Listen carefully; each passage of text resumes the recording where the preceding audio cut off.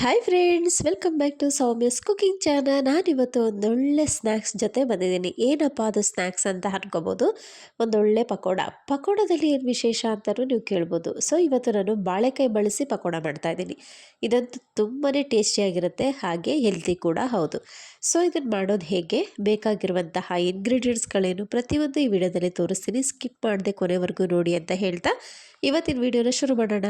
ನಾನಿಲ್ಲಿ ಒಂದು ಬಾಳೆಕಾಯಿ ತೊಗೊಂಡಿದ್ದೀನಿ, ಅಂದರೆ ಹಣ್ಣಾಗದಿರೋಂತಹದ್ದು ಕಾಯಿ. ಇದನ್ನು ಫಸ್ಟು ನಾವು ಸಿಪ್ಪೆ ಎಲ್ಲ ತೆಕ್ಕೊಬಿಡ್ಬೇಕು. ಆ ನಂತರ ನಾವು ಇದನ್ನು ಪಕೋಡಗೆ ಯೂಸ್ ಮಾಡ್ಕೋಬೋದು. ತುಂಬಾ ರುಚಿಯಾಗಿರುತ್ತೆ, ಟೇಸ್ಟ್ ಅಂತೂ ತುಂಬ ರುಚಿಯಾಗಿರುತ್ತೆ. ನೀವು ಒಂದ್ಸರಿ ಮಾಡಿ.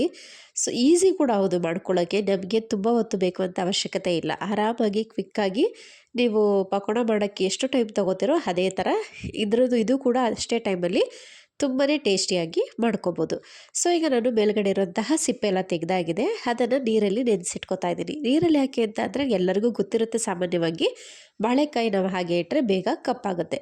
ಸೊ ಹಾಗಾಗಿ ನೀರಲ್ಲಿ ಅದನ್ನು ಹಾಕಿಟ್ಕೊಂಡಿದ್ದೀನಿ. ಈಗ ನಾನು ಕ್ಯಾರೆಟ್ ತುರಿತೀವಲ್ಲ, ದಪ್ಪ ತುರಿ, ಅದರಲ್ಲಿ ಈ ಬಾಳೆಕಾಯಿನ ತುರ್ಕೊತಾ ಇದ್ದೀನಿ. ಅದನ್ನು ತುರಿಯೋದ್ರಿಂದ ನಾವು ಇದಕ್ಕೆ ಪಕೋಡಾಗಿ ಯೂಸ್ ಮಾಡ್ಕೊಳ್ಳೋಕ್ಕೆ ತುಂಬಾ ಈಸಿ ಆಗುತ್ತೆ. ಸೊ ಈಗ ನಾನು ನೀಟಾಗಿ ಎಲ್ಲನೂ ತುರ್ಕೊತಾ ಇದ್ದೀನಿ.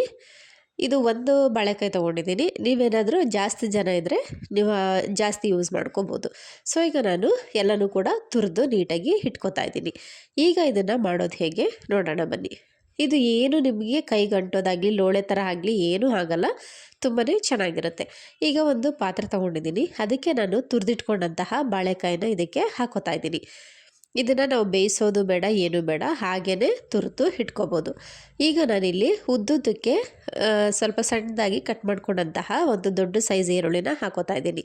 ಹಾಗೆ ಇದಕ್ಕೆ ಕೊತ್ತಂಬರಿ ಸೊಪ್ಪನ್ನ ಸೇರಿಸ್ಕೊತಾ ಇದ್ದೀನಿ. ಸ್ವಲ್ಪ ಕರಿಬೇವು, ಇದನ್ನು ತುಂಬ ಸಣ್ಣಗೆ ಹಚ್ಚೋದು ಅವಶ್ಯಕತೆ ಏನಿಲ್ಲ, ಸುಮ್ಮನೆ ಕೈಯಲ್ಲಿ ಮುರಿದು ಹಾಕ್ಕೊಂಡ್ರೆ ಆಯಿತು. ಹಾಗೆ ರುಚಿಗೆ ಎಷ್ಟು ಬೇಕಷ್ಟು ಉಪ್ಪು ಇದಕ್ಕೆ ಸೇರಿಸ್ಕೊಂಡು ನೀಟಾಗಿ ಖಾರಕ್ಕೆ ನೀವು ಅನುಗುಣವಾಗಿ ಹಾಕ್ಕೊಳ್ಳಿ. ನಾನಿಲ್ಲಿ 2 ಸ್ಪೂನಷ್ಟು ಹಾಕೋತಾ ಇದ್ದೀನಿ. ಯಾಕೆಂದರೆ ಬಾಳೆಕಾಯಿ ಸ್ವಲ್ಪ ಸಪ್ಪೆ ಇರುತ್ತೆ, ಹಾಗಾಗಿ ಸ್ವಲ್ಪ ಖಾರ ಮುಂದೆ ಇದ್ದರೆ ರುಚಿಯಾಗಿರುತ್ತೆ. ಇದಕ್ಕೆ ಒಂದು 1/4 ಸ್ಪೂನಷ್ಟು ಗರಂ ಮಸಾಲ ಹಾಕ್ಕೊಳ್ಳಿ. ಹಾಗೆ ಒಂದು 1/4 ಸ್ಪೂನಷ್ಟು ಶುಂಠಿ ಬೆಳ್ಳುಳ್ಳಿ ಪೇಸ್ಟ್ನು ಕೂಡ ಹಾಕ್ಕೊಳ್ಳಿ. ಈಗ ನಾನು ಕಡಲೆ ಹಿಟ್ಟು ನೀವು ನೋಡಿ ಹಾಕ್ಕೊಳ್ಳಿ. ಹೇಗೆ ಪಕೋಡಕ್ಕೆಲ್ಲ ಕಲಸಿ ಹಾಕೋತಿರೋ ಅಷ್ಟು ಬೇಕು, ಅಷ್ಟು ಹಾಕ್ಕೊಂಡ್ರೆ ಸಾಕು. ಇದು ಸ್ವಲ್ಪ ಕಡಲೆ ಹಿಟ್ಟು ಕಡಿಮೆನೇ ಯೂಸ್ ಮಾಡ್ಕೋಬೇಕು. ಯಾಕೆ ಅಂತ ಅಂದರೆ ನಾವು ಪಕೋಡ ಮಾಡೋದ್ರಿಂದ ಸ್ವಲ್ಪ ಕಡಿಮೆ ಹಾಕ್ಕೊಳ್ಳಿ. ಹಾಗೆ 1 ಸ್ಪೂನಷ್ಟು ಅಕ್ಕಿ ಹಿಟ್ಟು, ಮನೇಲಿ ನಾವು ಅಕ್ಕಿ ಹಿಟ್ಟು ಮಾಡಿಸಿಟ್ಕೊಂಡಿರ್ತೇವಲ್ಲ, ಅದರಲ್ಲಿ 1 ಸ್ಪೂನಷ್ಟು ಇದಕ್ಕೆ ಹಾಕಿದ್ರೆ ಆಯಿತು.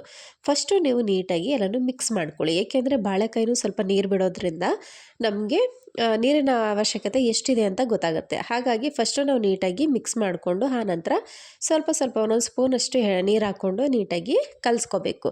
ಇದಕ್ಕೆ ಸ್ವಲ್ಪ ಗಟ್ಟಿನೇ ಇರಬೇಕು, ಯಾಕೆಂದರೆ ಪಕೋಡದಲ್ಲಿ ನಾವು ತೆಳ್ಳು ಕಲಿಸ್ಬಿಟ್ರೆ ಅದು ತುಂಬ ಸಾಫ್ಟ್ ಆಗಿಬಿಡುತ್ತೆ. ಸೊ ಸ್ವಲ್ಪ ಗಟ್ಟಿ ಇದ್ದರೆ ಏನಾಗುತ್ತೆ, ಕ್ರಿಸ್ಪಿಯಾಗಿ ತುಂಬಾ ಚೆನ್ನಾಗಿ ಬರುತ್ತೆ. ಈಗ ನಾನು ಕಲಸಿ ಇಟ್ಕೊಂಡಿದ್ದು ಆಗಿದೆ. ಕಲಸಿದ ತಕ್ಷಣವೇ ನೀವು ಪಕೋಡ ಮಾಡ್ಕೊಳ್ಳಿ, ತೊಂದರೆ ಇಲ್ಲ. ಇಟ್ಟು ಮಾಡುವಂಥ ಅವಶ್ಯಕತೆ ಏನಿಲ್ಲ. ಸೊ ಈಗ ನಾನು ಒಂದು ಕಡೆ ಎಣ್ಣೆ ಕೂಡ ಬಿಸಿ ಆಗೋದಕ್ಕೆ ಇಟ್ಟಿದ್ದೆ. ಎಣ್ಣೆ ಎಲ್ಲ ಚೆನ್ನಾಗಿ ಕಾದಿದೆ. ಈಗ ನಾನು ಒಂದೊಂದಾಗಿ ಪಕೋಡಗಳನ್ನ ಹಾಕೋತಾ ಇದ್ದೀನಿ. ನೀವು ಹೇಗೆ ಪಕೋಡಗಳನ್ನ ಮಾಮೂಲಿ ಈರುಳ್ಳಿ ಪಕೋಡ ಹಾಕೋತಿರೋ ಅದೇ ಥರ ಇದಕ್ಕೂ ಹಾಕ್ಕೊಂಡ್ರೆ ಆಯಿತು. ಬಟ್ ಇದನ್ನು ಚೆನ್ನಾಗಿ ಕ್ರಿಸ್ಪಿಯಾಗಿ ನೀಟಾಗಿ ಬೇಯಿಸ್ಕೋಬೇಕು ಅಷ್ಟೇ. ಹಾಕುವಾಗ ಮಧ್ಯಮ ಉರಿಯಲ್ಲಿ ಇಟ್ಕೊಂಡು ಹಾಕ್ಕೊಳ್ಳಿ, ಮತ್ತು ಬೇಯಿಸುವಾಗ ಮಾತ್ರ ಹೈ ಫ್ಲೇಮಲ್ಲಿ ಇಟ್ಕೊಂಡೇ ಬೇಯಿಸಬೇಕು. ಯಾಕೆಂದರೆ ಅದು ಎಣ್ಣೆ ಕುಡಿಯೋದಿಲ್ಲ ಮೇಯ್ನಾಗಿ, ಹಾಗೆ ತುಂಬ ಚೆನ್ನಾಗಿ ಕ್ರಿಸ್ಪಿಯಾಗಿ ಬೇಯುತ್ತೆ. ಈಗ ನಾನು ಒಂದು ಕಡೆ 5 ನಿಮಿಷ, ಇನ್ನೊಂದು ಕಡೆ 5 ನಿಮಿಷ ಚೆನ್ನಾಗಿ ತಿರುವಾಕಿ ನೀಟಾಗಿ ಬೇಯಿಸ್ಕೊತಾ ಇದ್ದೀನಿ. ಈಗ ಆಲ್ಮೋಸ್ಟು ರೆಡಿಯಾಗಿದೆ. ನಾವು ಸಂಜೆ ಟೈಮು ಟೀ ಜೊತೆ ಆಗ್ಬೋದು ಅಥವಾ ಕಾಫಿ ಜೊತೆ ಆಗ್ಬೋದು ಕೊಟ್ಟರೆ ಒಂದು ಒಳ್ಳೆ ಕಾಂಬಿನೇಷನ್ನು. ಹಾಗೆ ಯಾರಾದರೂ ಸಡನ್ನಾಗಿ ಬಂದರೂ ಕೂಡ ನಾವು ಮನೇಲಿ ಅವ್ರಿಗೂ ಕೂಡ ಈ ಥರ ಡಿಫ್ರೆಂಟಾಗಿ ಮಾಡಿ ಕೊಟ್ಟರೆ ಅವರು ಕೂಡ ಇಷ್ಟಪಟ್ಟು ತಿಂತಾರೆ. ಸೊ ಇದು ಬಾಳೆಕಾಯಿ ಹಾಕಿದ್ದೀವಿ ಅಂತಲೇ ಅನಿಸಲ್ಲ, ಒಂಥರ ಡಿಫ್ರೆಂಟ್ ಟೇಸ್ಟ್ ಇರುತ್ತೆ, ತುಂಬಾ ರುಚಿಯಾಗಿ ಬಂದಿತ್ತು. ಸೊ ನೀವು ಒಂದ್ಸರಿ ಟ್ರೈ ಮಾಡಿ ಹೇಗೆ ಬಂತು ಅಂತ ನಾನು ಕಮೆಂಟ್ ಸೆಕ್ಷನಲ್ಲಿ ಕಮೆಂಟ್ ಹಾಕೋದನ್ನು ಮರಿಬೇಡಿ. ಈಗ ಎಲ್ಲವೂ ಕೂಡ ಬೆಂದಿದ್ದಾಗಿದೆ. ಸೊ ಈಗ ಸರ್ವ್ ಮಾಡಿದ್ರೆ ಆಯಿತು. ಒಂದೊಳ್ಳೆ ಯೂನಿಕ್ ಸ್ನ್ಯಾಕ್ಸ್ ಅಂತಲೇ ಹೇಳ್ಬೋದು.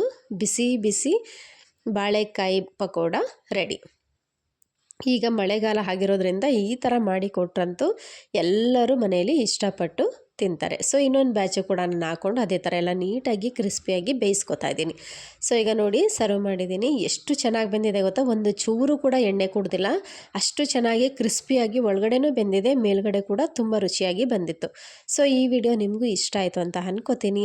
ಇಷ್ಟ ಆಗಿದರೆ ಲೈಕ್ ಮಾಡಿ, ಶೇರ್ ಮಾಡಿ, ಸಬ್ಸ್ಕ್ರೈಬ್ ಮಾಡಿ, ಪಕ್ಕದಲ್ಲಿರುವಂತಹ ಬೆಲ್ ಐಕಾನ್ ಒತ್ತೋದನ್ನು ಮರಿಬೇಡಿ. ಹಾಗೆ ಯಾರೆಲ್ಲ ನಮ್ಮ ಚಾನಲ್ನ ಹೊಸದಾಗಿ ನೋಡ್ತಾ ಇದ್ದೀರೋ ಪ್ಲೀಸ್ ಸಪೋರ್ಟ್ ಮಾಡಿ ಅಂತ ಹೇಳ್ತಾ ಇವತ್ತಿನ ವಿಡಿಯೋನ ಕಂಪ್ಲೀಟ್ ಮಾಡ್ತಾ ಇದ್ದೀನಿ ಫ್ರೆಂಡ್ಸ್. ಮತ್ತೆ ನೆಕ್ಸ್ಟ್ ವಿಡಿಯೋದಲ್ಲಿ ಸಿಗೋಣ ಅಂತ ಹೇಳ್ತಾ ಟೇಕ್ ಕೇರ್ ಆಲ್.